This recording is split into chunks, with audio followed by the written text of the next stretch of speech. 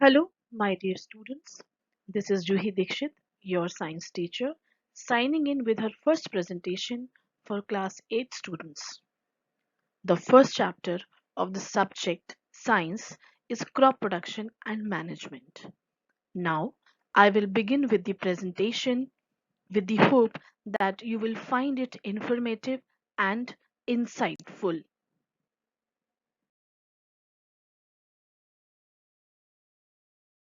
In this slide, outlines of the presentation are shared.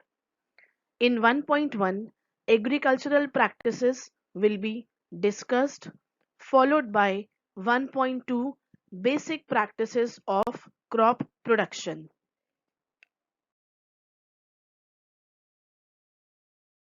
Before going further with the presentation, I would like to discuss the significance of crop production and management under the following interrogative heads. That is, number first, why crop production and management is necessary to understand. Number second, what is the importance of crop production and management? And number third, how it is executed. Now, students, to explain the above mentioned questions, I will take an example of a pandemic which is currently going on across the globe. That is coronavirus, popularly known as COVID-19.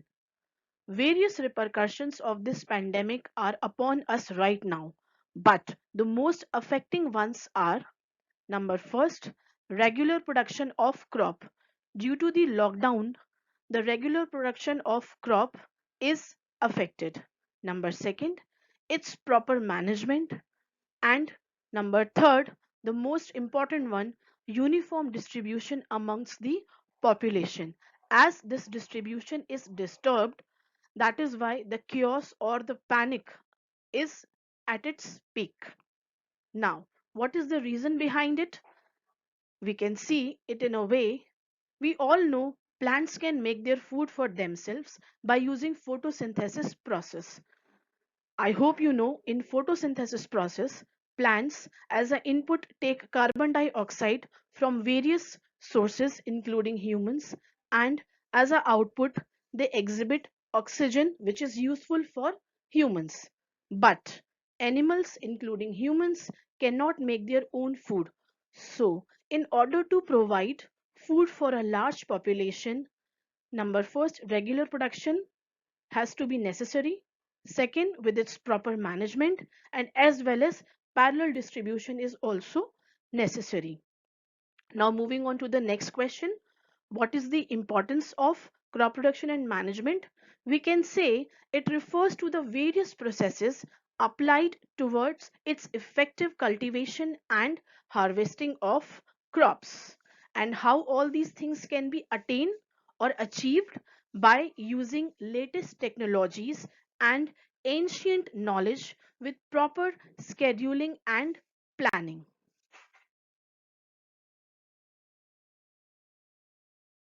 I will discuss the agricultural practices from ancient times and how it grows eventually till date.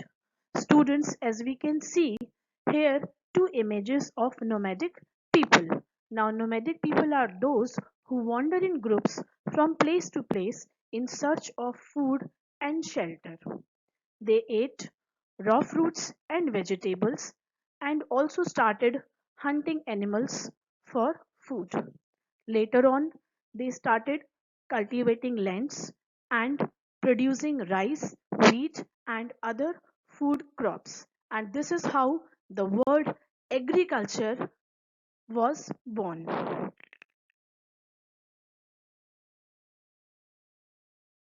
This image shows the evolution of agricultural practices from ancient times to modern times. The agricultural practices, I will discuss a term called crop. When plants of the same kind are cultivated at one place on a large scale, it is called a crop. For better understanding, I will take an example of image cropping. Now students, first of all, we will see what is cropping. Cropping is the removal of unwanted outer areas from a certain piece or image. Hence, we can say that cropping means to ensuring the boundaries to a certain area for a particular cause. Hence, we can say in this example, crop of wheat means that all the plants grown in a field are that of wheat. I hope I have cleared the concept. Now, crops are of different types like cereals, vegetables, and fruits, and it is further classified on the basis of their season.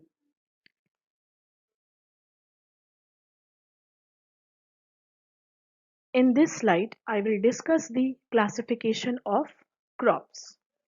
India is a vast country with different climatic conditions like temperature, humidity, and rainfall, which varies from one region to another.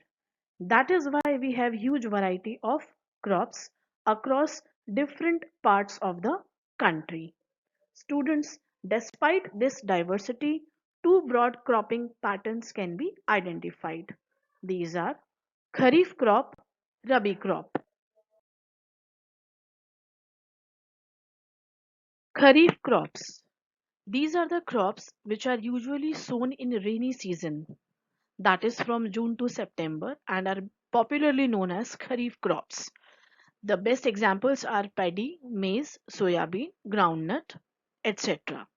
And in the case of Rabi crops, these are the crops which are sown in winter, that is from October to March, and are popularly known as Rabi crops.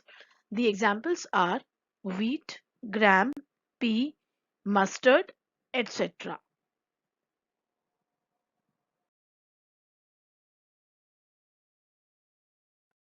In this slide, we can see Kharif crop images, how they looks when they are standing in the field. Examples are given of rice, corn, soyabean, sugarcane, groundnut, and cotton.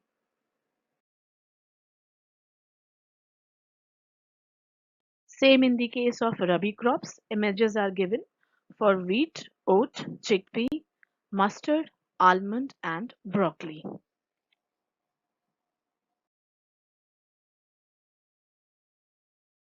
Slide shows the comparative study of crops with respect to their season in the first row, second with respect to the weather, and in the third with respect to their sowing season, and in the last row examples are given. Students, kindly pay attention because this is very important as far as your examinations are considered.